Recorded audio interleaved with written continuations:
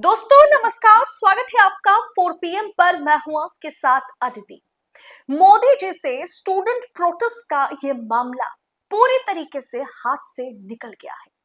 मोदी जी के लिए student protest मामले में दो बड़ी चूक आज हो गई है और ये ऐसी वैसी चूक नहीं है।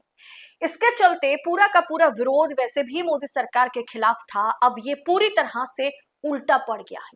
देश का युवा जब अपने भविष्य, निष्पक्ष परीक्षाओं और पेपर लीक के खिलाफ सड़कों पर हक मांग रहा है, तब सत्ता में बैठी भारतीय जनता पार्टी के सांसद किस तरीके के बयान दे रहे हैं। वो कह रहे हैं कि ये छात्रों के वेश में, स्टूडेंट के वेश में भेड़िए हैं। जी हाँ, सही सुन रहे हैं। प्रधानमंत्री नरेंद्र मोदी के बहुत ही चहेते सांसद का ये बयान सामने आया। ये बयान आप सुनेंगे तो आपके रोंगटे खड़े हो जाएंगे।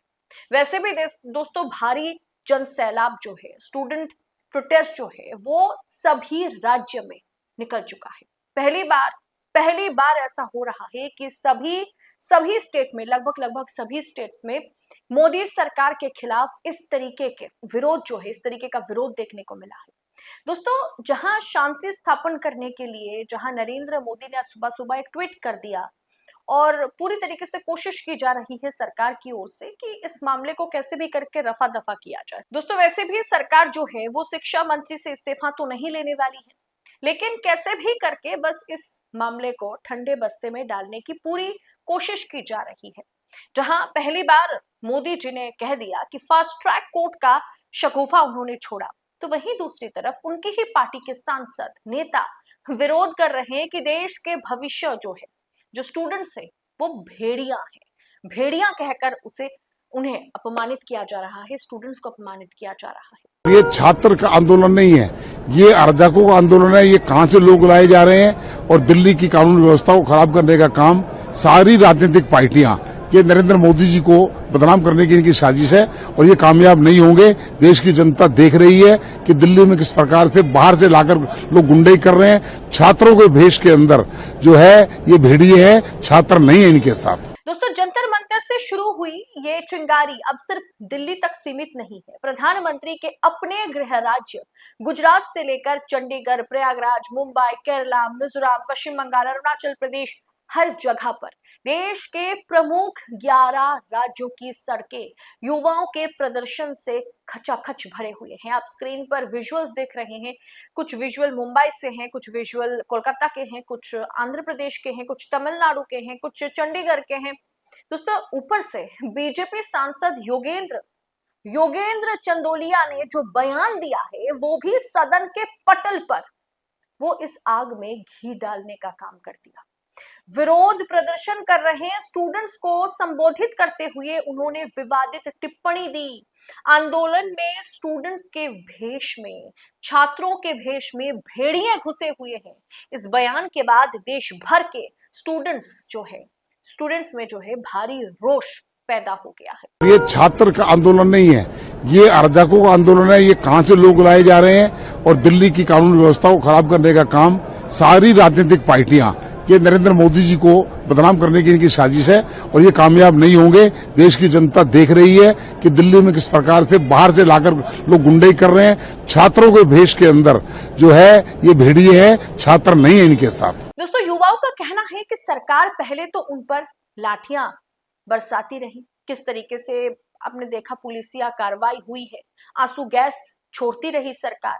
जब इससे भी मन नहीं भरा तो उनके सांसद उन्हें भेड़िए और आतंकवादी कहकर संबोधित कर रहे हैं। दोस्तों, ये तो कोई नई बात नहीं है, सरकार तो ऐसा ही करती है ना।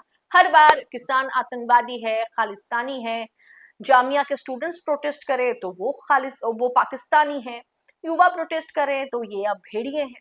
दोस्तों, युवा आक्रोश जो है वो बढ़ते दबाव के बीच आखिरकार प्रधानमंत्री नरेंद्र मोदी को अपनी चुप्पी तोड़नी पड़ी, लेकिन वो अपनी चुप्पी तोड़ करके भी फंस गए। एक तो बयान, उनके सांसद ने जो बयान दिया वो आज की बड़ी चूक है, और उसके ऊपर बड़ी चूक ये है कि मोदी जी ने जो ट्वीट किया है, बिना पाकिस्तान या विपक्ष का नाम लिए पीएम मोदी ने पहली बार युवाओं को संबोधित करते हुए उनकी सरकार पेपर लीक मामलों को निपटाने के लिए फास्ट ट्रैक कोर्ट बनाएगी, ये नरेंद्र मोदी ने आज इसका ऐलान किया। हालांकि गोदी मीडिया ने इस बयान का जश्न मनाना शुरू कर दिया, लेकिन आंदोलन चला रही कॉकरोच जनता पार्टी, जंतर मंतर पर डटे स्टूडेंट्स ने पीएम मोदी के इस प्रस्ताव को सीरियस से रिजेक्ट कर दिया।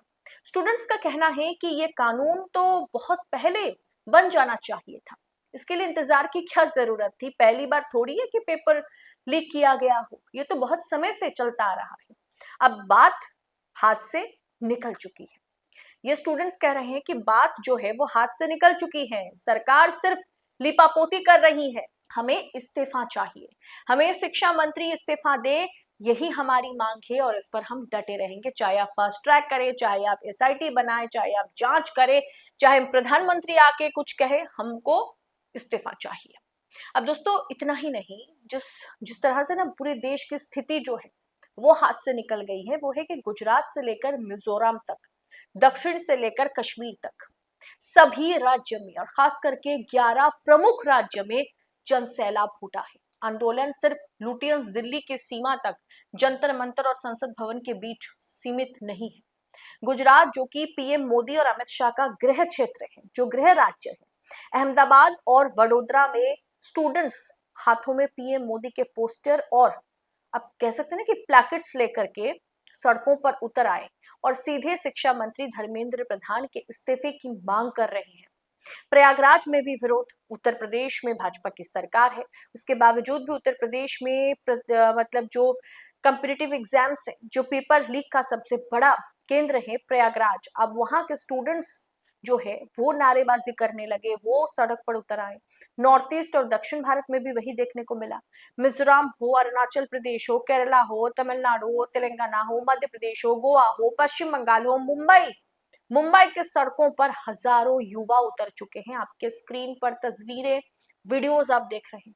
दोस्तों बड़े बड़े सेलिब्रिटीज भी अब स्टूडेंट्स के समर्थन में खुल करके सामने आ रहे हैं। दिल्ली में जो दमनकारी नीतियां अपनाई गई थी वो तो अपने चरम पर है और अब स्थिति जो है वो बेहद नाजुक है।